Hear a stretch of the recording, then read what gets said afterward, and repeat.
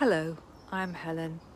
Welcome to Stories from the Art Room, where over the last few episodes I've been sharing folk tales of legendary apple islands in the Western Ocean that are said to be inhabited by immortal fairy folk and fortunate ghosts.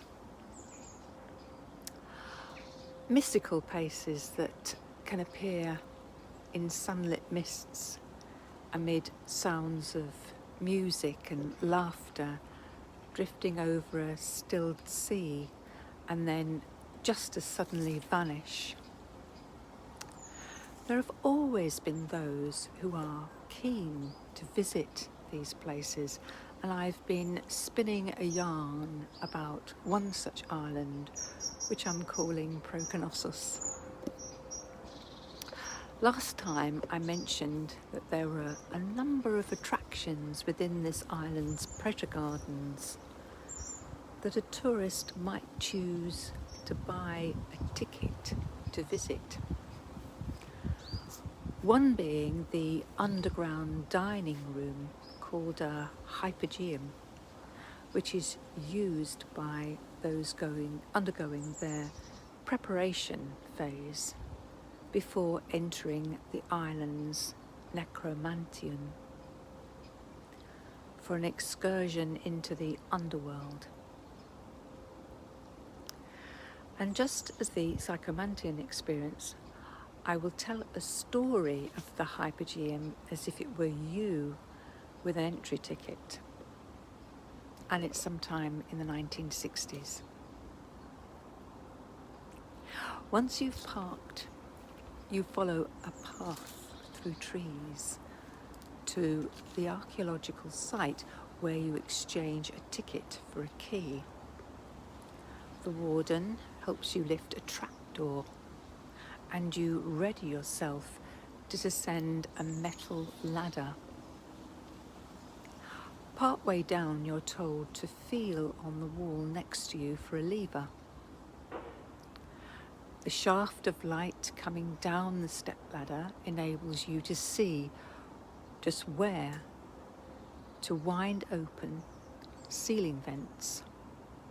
As you open the vent, air blasts up the shaft, whooshing up your skirt, exposing your cami knickers and tearing away your blackbird hat way into the sky. There's a gasp above, followed by a stifled giggle, and then distant muffled voices call that they have your hat. Once you reach the floor below, your handbag, guidebook and hat are lowered in a rope bag and the strap door is slammed shut.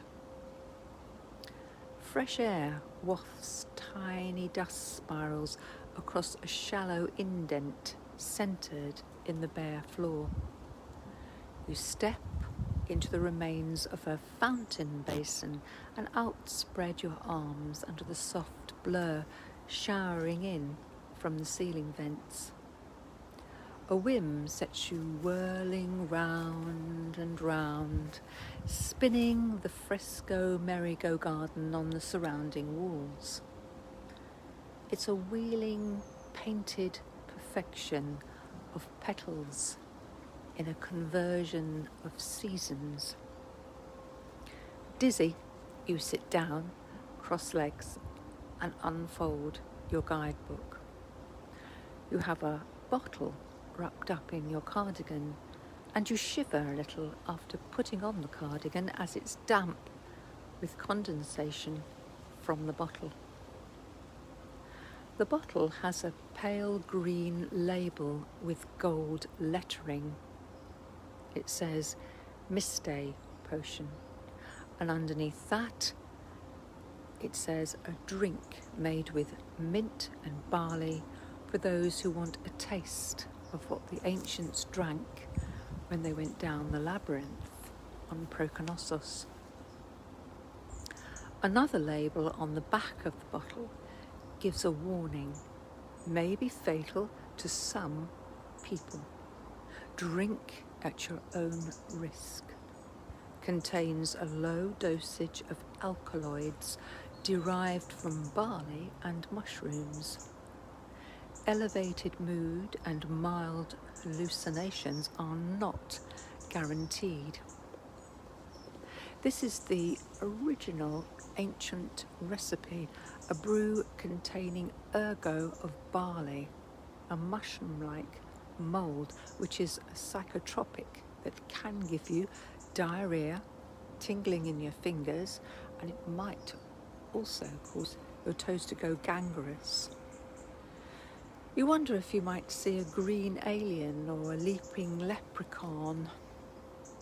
The ring pull hisses like a snake atop the bottle, and lifting the bottle to your lips, you hesitate. Take a swig. The taste is unusual, surprising, and you suspect this soma would all too easily be revolting if attempted by an amateur. You drink the lot. Fizz over-bubbling on your cheek, and you lick drops from your chin on the back of your hand. You hold up the bottle in salute with a half-mile switching at the fresco trick paradise that's somewhere else, when in reality you're in a potentially asphyxiating underground box. You frown and look down at the fountain basin. What was the purpose of this private fresco? You gaze around at the painted garden, which wasn't the real Elysium, but it was psychosomatic to being there.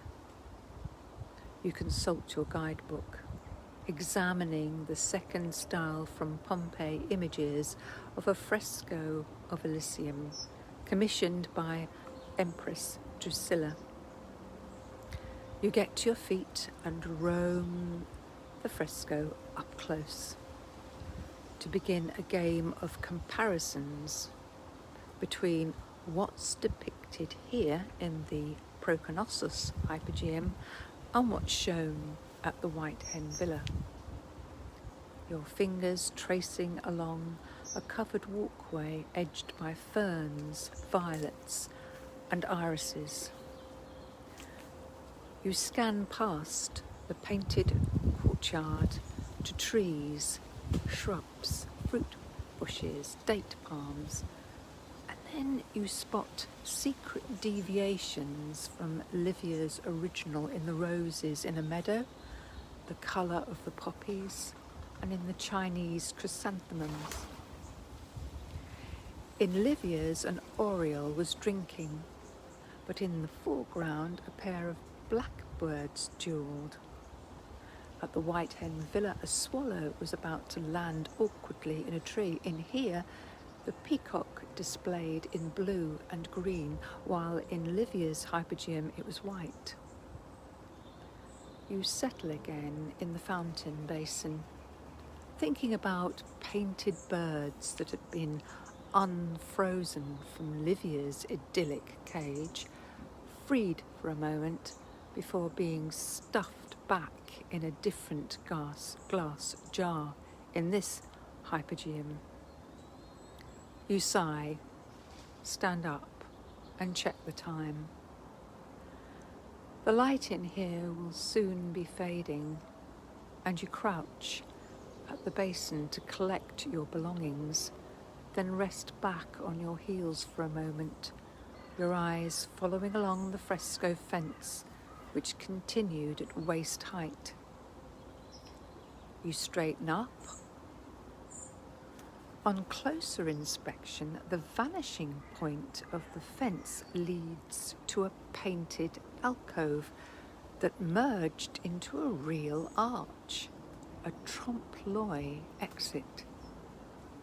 And hidden in there is a life-sized Persephone under a pomegranate tree, her palms pressed up against the picture plane. A goddess creating a membrane between dimensions. Or Was this an invitation to confront a kind of looking glass?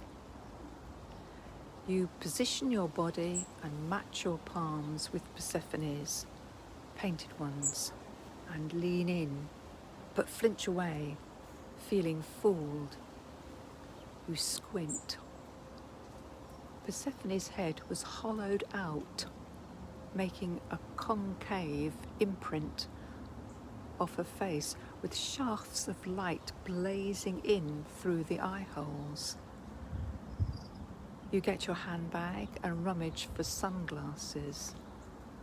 As the sun has dipped low now, altering the atmosphere in the Hypogeum, you place your shades on and look through them. The gloom obliterates the painted garden. Unwilling to damage your eyesight, you take a moment to think about this. Are you really supposed to put your head in that face-shaped void?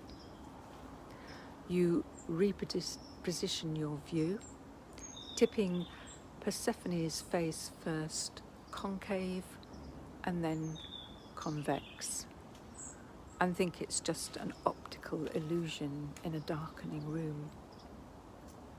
Bracing yourself against the wall, you press inward, pushing your face into the void, your cheeks numbed with nerves, eyelids fluttering. Tap into Stories from the Art Room next time to find out what happens next.